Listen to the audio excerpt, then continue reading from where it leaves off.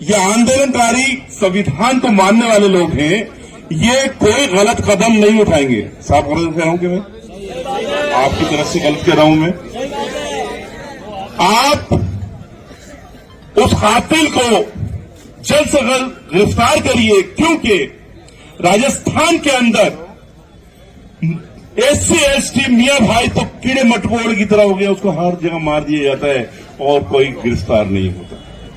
गलत कह रहा हूं साहब मैं? और SC/ST मियां भाई को इस रोड के ऊपर आना पड़ता है, आंदोलन करना पड़ते हैं। तो हालत ये है हमारी। क्या हम इस प्रशासन से ये उम्मीद नहीं रख सकते? क्योंकि संविधान को मानने वाले लोग प्रशासन को भी मानते हैं। यहां सब प्रशासन के लोग होंगे। आपसे दरखास्त है कि आप लोग जल्द से जल्द कार्रवाई करें और कल्प्रिट को गिरफ्तार करें। मैं आपको हकीकत बता रहा हूं, उदयपुर के अंदर चाकूबाजी हुई थी और उसके अंदर बच्चे का इंतकाल हुआ था। मारने वाले का नाम क्या था? मियां भाई था। क्या था? भाई साहब स्पेशल हो गया इमीडिएटली। दूसरे तीसरे दिन तो उसके घर जो किराए से रहता था उसके घर के ऊपर बुलडोजर चला दिया। लेकिन सरकार ने, अरे ये सरकार जात-पात करती है। क्या करती है सरकार? जात-पात करती है। अगर इस कातिल के ऊपर, इसके घर पे ऊपर बुलडोजर चला दिया तो हम शांत हो जाएंगे। करो ना, क्यों नहीं कर रहे? क्यों नहीं कर रहे तुम लोग? अगर मियां भाई के हाथ से हत्या हो गई तो स्पेशल हो गई क्या? है स्पेशल हो गई क्या? कमाल हो गया यार। कौन लोग हो तुम लोग भाई? प्रशासन को चलाने वाले हो लोग हो? Collector SP? अरे हम तुमसे डिमांड कर रहे, तुम यहाँ के सरदार हो। कौन है ये लोग? सरदार है ना भाई। एसपी से कलेक्टर से, यहाँ पे एसपी कलेक्टर आया क्या हमारे पास? नहीं आया ना। हम तो उनसे दरखास्त ही कर सकते ना कि भाई सरदार हो डिस्ट्रिक्ट से, हम लोग परेशान हैं, आप हमारी परेशानी को दूर करिए। फिर उसके कृष्णा नाम के भाई को लेके गए। वो भाई राजी नहीं है, जब तक कुछ नहीं आते भी कहा कि मैं राजी नहीं हूं। कहा था नहीं कहा था? आप प्रशासन से मेरी दरखास्त है, हम मानते हैं कि आप बहुत मेहनत कर रहे हैं। क्या कर रहे हैं? कैसी मेहनत कर रहे हैं? 4 दिन के अंदर तो उसके मकान को गिरा सकते थे ना, बुलडोजर चला सकते थे ना। क्यों नहीं चलाया भाई? अरे क्यों नहीं चलाया? वो मियां भाई नहीं इसलिए नहीं चलाया क्या है? गलत है ना? अरे सरकार सुन लो, तुम लोग, हमारे राजस्थान के अंदर जात पात नहीं चलेंगे, धर्म के नाम पर अराजकता नहीं चलेंगे। और जो लोग धर्म और जात के नाम पे हमारे राजस्थान में अराजकता फैला रहे हो, सुन लो तुम लोग, खाल खोल के तुम लोगों का फुटबॉल बनाएंगे हम लोग। क्या बनाएंगे? मानते हो ना? क्योंकि संविधान भारत का ये कहता है जिसको जो धर्म मजहब मानो खुल के मानो, मगर धर्म और जात के नाम पे अराजकता नहीं फैलाने दी जाएगी। अराजकता, मगर इसको अराजकता कौन फैलवा रहा है भाई, ये तो बताओ। प्रशासन और सरकार। यहाँ पे सरकार भी बैठी हुई है, यहाँ प्रशासन भी बैठा हुआ है। यहाँ पे सरकार भी बैठी हुई है, प्रशासन भी बैठा हुआ है। साहब अगर वो पकड़ में नहीं आ रहा ना तो बुलडोजर तो चला दो जरा सा उसके घर पे, चला दो ना। गलत कह रहा हूं मैं? अरे हम आपसे दरखास्त ही तो कर सकते हैं। हम आपसे प्रयास आप कर रही हैं, बहुत अच्छा प्रयास कर रही हैं। सुनिए आप, देखिए कि जब हम अपना हक मांगे, रुक जाओ, शांत हो जाओ। सुन लीजिए, ये आपके बीच में लिखित में आ गया है निवेदन है सर। मेरा पहला क्वेश्चन था क्या परिवार बिना गिरफ्तारी से संतुष्ट है क्या? आपकी बात सुन ली ना, बता दीजिए। सुन लीजिए। ये तो है जो वहाँ पैकेज तय हुआ है उसका कलेक्टर साहब की साइन से ये लेटर आपके बीच में है, तो इसी को लेने के लिए भैरूलाल जी पीछे रुके थे, ठीक है ना, क्योंकि हमें यहाँ आकर के बात करनी थी तो उनको पीछे रोक दिया था, तो ये लेटर लिखित में आ गया है। आप कहते हैं कि लिखित में, ये लिखित में मिल गया। दूसरी बात ये है कि दूसरों की तरह कोई बात है नहीं। अब रही बात विधायक कोटे से इन्होंने की है जो बात 12.5 लाख की, तो विधायक महोदय हमारे बीच में ही है, अभी भी बीच में और आगे भी बीच में ही रहने, और दोबारा जब इलेक्शन आएंगे तब भी हमारे बीच में ही आना है। मैं किसी पे जोर जबरदस्ती, किसी पे दबाव नहीं बना रहे। हम लोग दबाव नहीं बना रहे किसी के ऊपर, ना परिवार के ऊपर, ना जो कमेटी हमारी जो गठित हुई थी कल उसके ऊपर। हम सिर्फ इतना कहेंगे, मैं 2 टुकड़ों में अपनी बात कहूंगा और उसको खत्म करूंगा। पहले से 4 दिन से जो ये आंदोलन चल रहा था वो मुख्य गिरफ्तारी को लेकर चल रहा था। एक मिनट, आगे सुनिए। पहली जो ये बात चल रही थी, ये आंदोलन चल रहा था, आज ये राज्यव्यापी नहीं, ये देशव्यापी आंदोलन हो चुका है।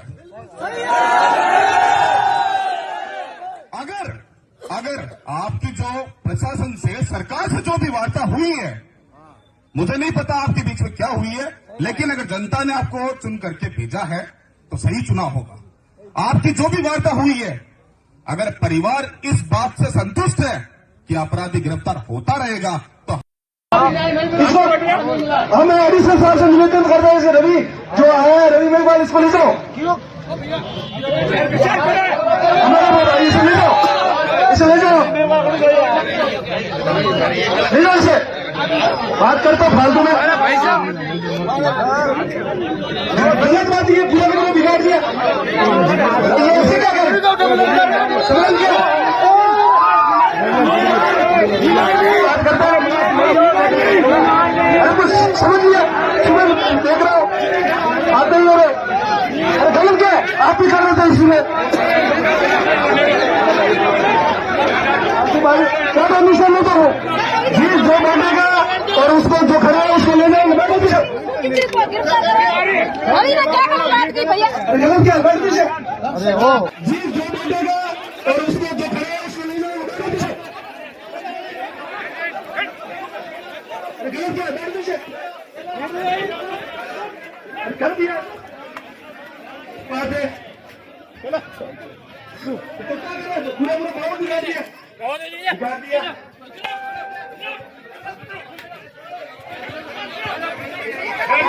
बैठो नीचे, सभी लोग नीचे बैठो, कोई खड़े नहीं रहेगा, नीचे बैठो।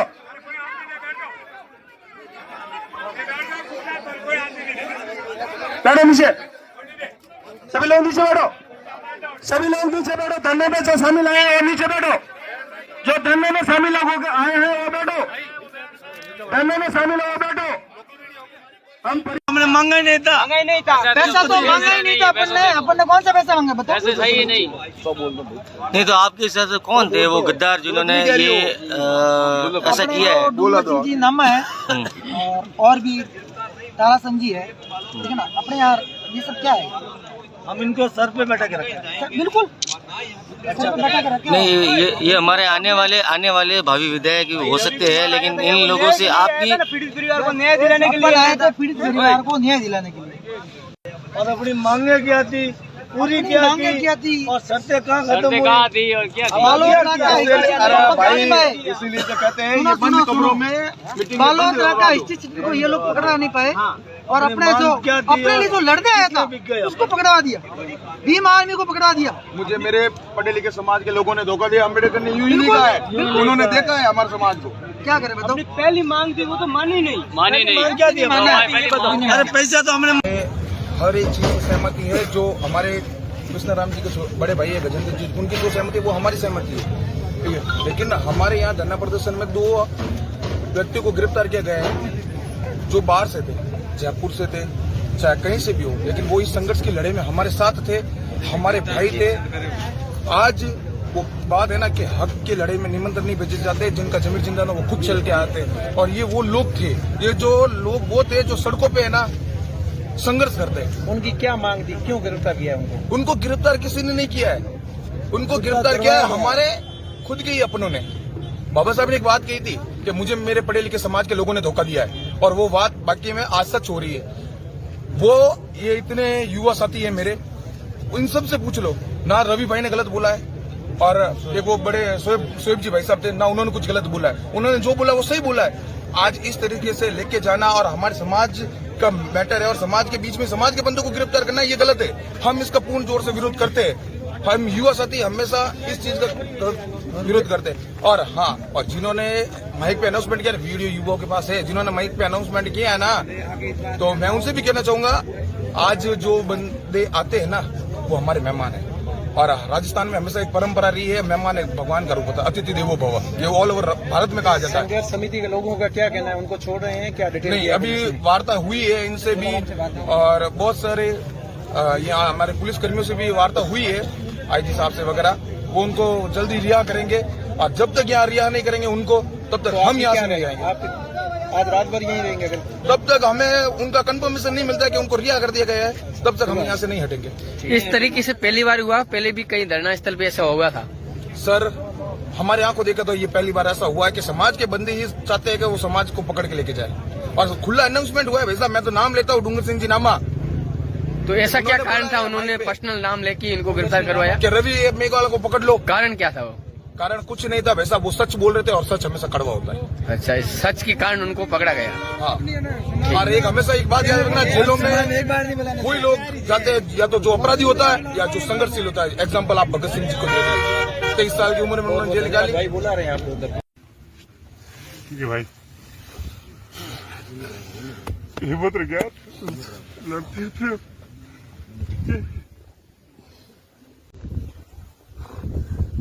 इंसाफ के लिए लड़ता है अपना काम है, बस जैसे भी होगा ठीक।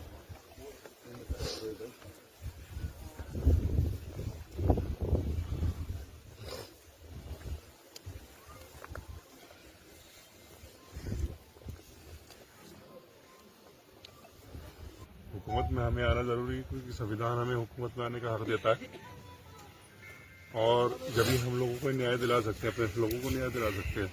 लिहाजा अपने आप के अंदर एक इत्तेहाद रखो, समाज एक जगह पर रहे, समाज के बच्चों को आगे लेकर के आओ, पुलिस में जाएं, आर्मी में जाएं, नेवी में जाएं, जिससे कि हम अपनी बातों को रख सकेंगे। तो भेजो जरूरी, ये आप अपने बच्चों का ख्याल रखिए और उनको अच्छी शिक्षा दीजिए, जिससे कि वो सरकार में आ सके और अच्छी सर्विस करें। यही पैगाम है अपना। ठीक है सर,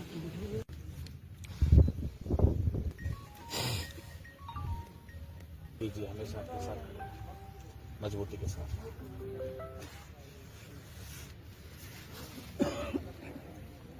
और ये मत भूलिए कि ये हमारी अंतिम लड़ाई है, ना ये हमारी पहली लड़ाई है, ना अंतिम लड़ाई है। ऐसी बहुत सी लड़ाइयाँ हमें लड़नी है, बहुत सारी समस्या हमारे सामने आनी है। आज हमने यहाँ धरना दिया है, हमारे तमाम जो सामाजिक कार्यकर्ता हैं, भीम आर्मी के कार्यकर्ता हैं, लड़ने वाले जो लड़ाका है हमारा राजस्थान के, पूरे देश के, जगह जगह लड़ाई लड़ता है, जगह जगह। तो ऐसा नहीं है, हमें मजबूत रहना है। कल क्या हुआ, क्या हालात बने, तो उन पे ध्यान ना देते हुए आगे हमें बढ़ना है। और देखिए, एक चीज मैं बताऊंगा कि हमारे क्षेत्र में नशे की जो लत लगी हुई है, इन चीज से भी दूर रखना है, क्योंकि बहुत सी घटनाएं ऐसी आती है जिसमें सबसे बड़ा कारण होता है नशा। बहुत सी घटनाएं आती है जिसमें कारण होता है नशा, उससे दूर रहना है। शिक्षा की हम बात करते हैं, बाबा साहब भी शिक्षा की बात करते हैं कि शिक्षा की ओर अग्रसर होना है। आने वाला जो समय है वो एजुकेशन का है, टेक्नोलॉजी का है। जो शिक्षित होगा, पढ़ा लिखा होगा, जो जागरूक होगा, समझदार होगा, वही आगे बढ़ेगा। इन चीजों से, इन नशे की चीजों से बाहर निकलें, शिक्षा की ओर अग्रसर हों और मजबूती के साथ, स्वाभिमान के साथ, बिना किसी समझौते के अपनी लड़ाई को लड़ें, तभी हम आगे बढ़ पाएं। वरना देखिए हम क्या कर रहे हैं और हम आने वाली पीढ़ी को क्या देके जा रहे हैं। अगर मैं गलत करूंगा तो मेरी जो पीढ़ी है, पीछे जो मेरी पीढ़ी है, वो मुझे देख देख के वो भी वही करेगी। अगर मैं गलत करूंगा तो मेरे बच्चे हैं वो भी गलत करेंगे। हमें उन चीजों को ध्यान देना।